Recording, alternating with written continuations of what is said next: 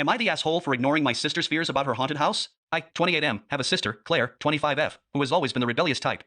A few months ago, she moved into a cheap, old house on the outskirts of town that she found on Craigslist. It was way too cheap to be true, but she didn't think much of it. I, on the other hand, had a bad feeling about it from the start. I know my sister, and she tends to ignore red flags, so I tried to warn her, but she laughed it off. She thought it was just me being overprotective. From the first week she moved in, I could tell something wasn't right. She started calling me in the middle of the night, saying she was hearing strange noises in the house. She would hear footsteps in the attic when she was alone, voices whispering when there was no one around, and sometimes her things would be moved.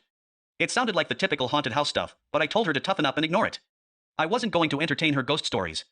After all, she was an adult now, and I couldn't keep coddling her. Things started getting worse. She began missing work, her appearance changed, and she started talking about how the spirits in the house were trying to warn her about something terrible happening. I still didn't take it seriously. I thought she was just dealing with stress from the move and the new environment. But then one night, she called me again, sobbing. She said something was in the house, and it wasn't just the noise, it was real. She begged me to come stay with her, but I said I couldn't. I thought it was just her imagination. The next day, I found out that she had unalived herself in that house. There was no note, no explanation, just the haunting silence. When I went to her house to clean up and pack her things, I noticed strange symbols scratched into the walls, and the attic door was wide open, despite the fact that she told me the door was locked. Some of her belongings were scattered across the floor, as if she was in the middle of something when it happened. I can't shake the feeling that I could have done more, but I really didn't believe her when she told me she was scared. Everyone I've told this to says I could have done more to help her, but I should have believed her when she said she was feeling something was off about the house. But the truth is, I didn't want to encourage her delusions.